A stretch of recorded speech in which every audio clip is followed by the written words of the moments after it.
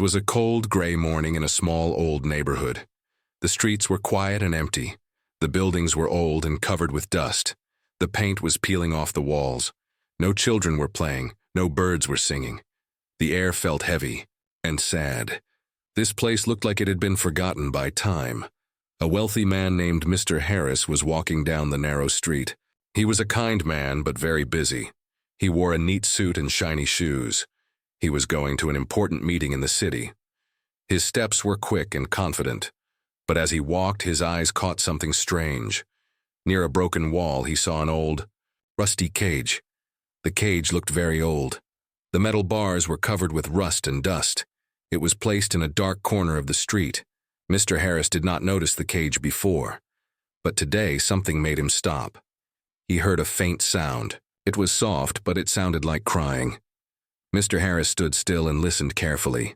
The crying came from inside the cage. His heart suddenly felt heavy. He slowly walked closer to the cage. The crying stopped as soon as he came near. He looked through the bars. Inside, he saw a little girl. She was very small and dirty. Her clothes were torn and old. Her hair was messy and stuck to her face. She looked tired and scared.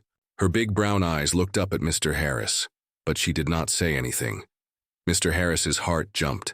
How could a little girl be locked in such a cage? Who would do this to a child? The man felt pain in his chest. He wanted to help her, but did not know how. The girl's eyes were full of fear and sadness. It was like she was saying, "Please help me." Mr. Harris kneeled down beside the cage. "Hello, little one," he said softly. The girl did not move or answer. She just watched him quietly. Mr. Harris smiled gently, trying to make her feel safe. "I am not here to hurt you," he said. "I want to help." The girl looked away and hugged her knees. She was very small and fragile. She looked like she had been alone for a very long time. Mr. Harris could see the marks on her arms and legs. She had bruises and scratches. It was clear she was hurt before. Mr. Harris touched the cage gently. The old metal was cold and sharp. He wished he could open it and free the girl right now. But he also knew he had to be careful. The girl was scared. If he tried to open the cage too fast, she might run away or get more frightened. He looked around the street. No one was near. The silence was loud. No one had heard the girl's cries before. No one had seen her locked in this cage. How could this happen in a city so big and full of people? Mr. Harris felt a strong anger inside. How could someone treat a child like an animal? How could they lock her up like this and leave her alone? His mind was full of questions. He wanted to know everything. Who was this child? Why was she in the cage? Was she lost? Was she a victim of something bad? He needed answers. "Don't worry," he whispered to the girl. "I will find a way to help you." He promised her with all his heart. The girl did not speak, but Mr. Harris could feel a small hope in her eyes. It was like a tiny light in the dark. Maybe she was waiting for someone like him. Suddenly, the sound of footsteps came from far away. Mr. Harris looked quickly. A few people were walking on the street. They did not notice the cage or the girl inside. It was like she was invisible to them. Mr. Harris stood up slowly. He looked one last time at the girl. "I will come back soon," he said. "Please be strong." As he walked away, his mind was busy. He thought about what he could do next. He could not leave the girl there. He needed to find out who put her in that cage and why. He needed to make sure she was safe, but the question stayed in his mind like a shadow. Who is this child? Why is she here? Mr. Harris walked faster. The city awaited him. But his heart stayed near that old, rusty cage and the silent little girl locked inside. The next day, Mr. Harris could not stop thinking about the little girl locked in the rusty cage. His busy mind was filled with one question. Who was she? Why was she there all alone? He knew he had to return. The street was just as quiet and sad as before. The sun was low and cold wind blew through the broken windows of the old buildings. Mr. Harris walked carefully toward the dark corner where the cage was. His heart was heavy with worry. When he reached the cage, he called softly, "Hello, little one. It's me again." But the girl did not answer. She sat in the same place, hugging her knees tightly. Her small body shook a little like she was cold or scared. Mr. Harris noticed the marks on her skin more clearly. Bruises, cuts, and dirt covered her arms and legs. It was clear she had been hurt before, maybe many times. He felt a deep sadness. "Can you tell me your name?" he asked gently. But the girl stayed silent. Her eyes told a story of pain and fear, but no words came out. Mr. Harris sat down near the cage. He did not want to scare her. Instead, he wanted to show her that she was safe. "I am here to help you," he said quietly. "You don't have to be afraid." Days passed, and every day Mr. Harris returned. He brought small gifts, a warm blanket, some food, and a soft toy. The girl never took the toy in her hands, but sometimes she looked at it. Little by little, she started trusting him. One day, Mr. Harris asked, "What happened to you? Why are you here?" The girl looked at him with tears in her eyes, but still did not speak. Her silence was loud. It screamed of loneliness and pain. Mr. Harris felt helpless. He wanted to do more. He wished he could take her out of the cage, but he did not want to scare her. He looked around for answers. He asked nearby people about the girl, but no one would talk. They looked away or said they did not know. It was like the girl was invisible. To the world, one old woman whispered to Mr. Harris, "People think she is a stray, like an animal left behind. No one wants to help." Mr. Harris's heart broke. How could anyone call a child a stray? She was not an animal. She was a scared little girl, needing love and care. He knew he had to find out the truth. The girl was not just locked in a cage, and she was trapped in silence and fear. And someone must have hurt her. That night, Mr. Harris could not sleep. He thought about the girl again and again. Her silent cry haunted him. He decided he would do everything to save her. He whispered to himself, "You are not alone now. I will not let anyone hurt you again." The next morning, Mr. Harris returned with new hope. He was ready to fight for the girl, but he knew it would not be easy. The cage was more than metal and rust. It was a prison of secrets, fear, and silence, and Mr. Harris was ready to unlock every part of it. Days passed, but Mr. Harris did not stop thinking about the little girl in the rusty cage. Every night he dreamed of her face, her sad eyes, her silent cry. He wanted to help her, but he knew he needed more information. One morning, he decided to visit the neighborhood again. This time, he looked carefully at the cage and the street around it. The buildings were old and broken, but he noticed something strange. A small door hidden behind some trash near the cage. Mr. Harris moved the garbage and found a narrow path leading to an old house. The house looked abandoned. Its windows were broken, and the door was half open. He felt a chill but stepped inside. The inside of the house was dark and dusty. Old furniture covered in white sheets sat in corners. The smell of damp wood filled the air. Mr. Harris called out softly, "Hello, is anyone here?" No answer came, but on the floor, near the stairs, he saw something, a torn piece of paper. He picked it up carefully. It was a note, written in shaky letters. The note said, "Don't trust anyone. She belongs to us. Keep her quiet." Mr. Harris's heart beat faster. Who were they, and why did they want to keep the girl quiet? Was this girl in danger? He knew he had to act fast. He returned to the cage. The girl was still inside, watching him with tired eyes. Today, something was different. She looked at him and took a small step forward. Then she spoke for the first time. "My name is Lily," she whispered. Mr. Harris smiled gently. "Lily, I am here to help you. Can you tell me what happened?" Lily looked down, tears rolling down her cheeks. "They said I must stay. They said I am not safe outside."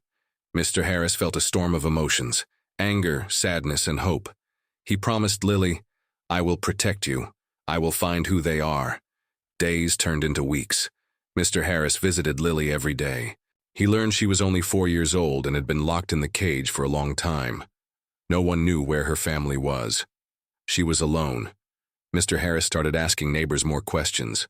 Slowly, he found clues about a group of people who controlled the neighborhood. They were cruel and kept many secrets. People were scared to speak.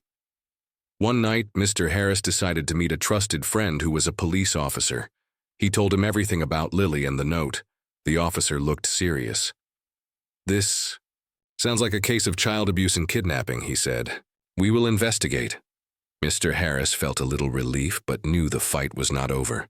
The cage was only the beginning of a bigger story. He sat by Lily's side one evening and whispered, "You are safe now. We will bring the truth to light." Lily smiled faintly.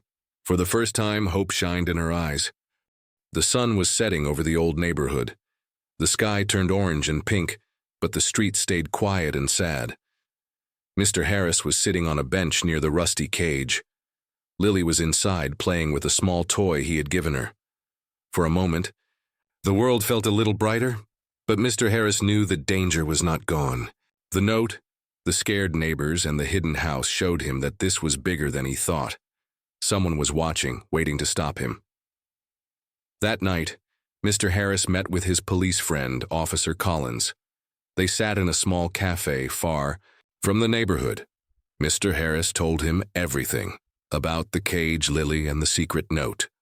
Officer Collins nodded slowly. "We can't just rush in," he said. "If the group behind this finds out, they might hurt Lily or even you."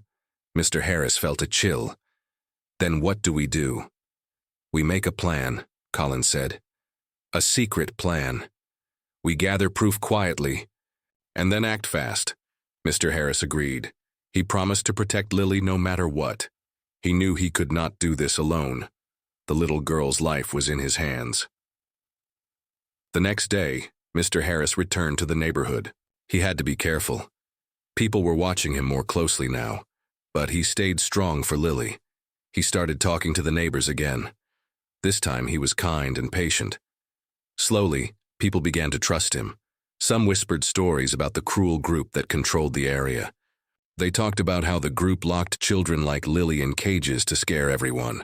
One old man said, "They think if people are afraid, they will stay silent." Mr. Harris took notes quietly. Every detail was important. At night, he visited Lily. She looked tired but smiled when she saw him. "Will I ever go home?" she asked softly. Mr. Harris held her small hand. "Soon, Lily. I promise." Days passed and the plan grew clearer. Officer Collins worked with Mr. Harris to prepare for the rescue. They planned to catch the bad people and free all the children trapped like Lily. But the danger grew too. One evening, Mr. Harris noticed a shadow following him. His heart raced. He knew they had discovered his plan. He ran to Lily's cage. "We have to be careful," he whispered. "But I won't give up." Lily looked at him with trust and hope. She was small, but her spirit was strong. Mr. Harris knew the fight was just beginning, but he was ready. For Lily. For the truth. For justice. The night was dark and quiet. Only the moon and stars watched over the old neighborhood. Mr. Harris and Officer Collins prepared for the rescue. Their hearts were heavy, but their will was strong. They had planned everything carefully. The bad group was dangerous, but they could not let fear stop them. Mr. Harris arrived near the rusty cage with a small team of trusted officers. Lily was inside, sleeping on the soft blanket he had brought. Her small chest rose and fell with peaceful breaths. Mr. Harris whispered, "Lily, we are here to take you home." Suddenly, a noise came from the shadows. The bad people had discovered them and tried to stop the rescue. A quiet fight began. Officers moved quickly and quietly. Mr. Harris stayed close to the cage, keeping watch over Lily. The bad people shouted threats, but the officers did not back down. After tense minutes that felt like hours, the bad group was captured. The street grew calm again. Mr. Harris opened the cage door slowly. Lily blinked, confused but safe. He lifted her gently in his arms. "You're free now, Lily," he said softly. "You don't have to be afraid anymore." Tears of relief rolled down Lily's cheeks. She hugged Mr. Harris tightly. The team promised to find Lily a safe home. She would get care, love, and a family. Mr. Harris looked at the empty cage. It was no longer a prison. It was a symbol of hope. That night, under the quiet stars, Lily slept peacefully for the first time. The morning, sun shone brightly over the neighborhood. The streets looked warmer, happier. Mr. Harris held Lily's hand as they walked away from the old cage, from the shadows of fear. Lily's small fingers wrapped around his.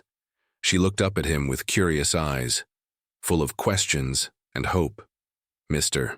Harris smiled softly. Today is a new day, Lily, a day for a fresh start.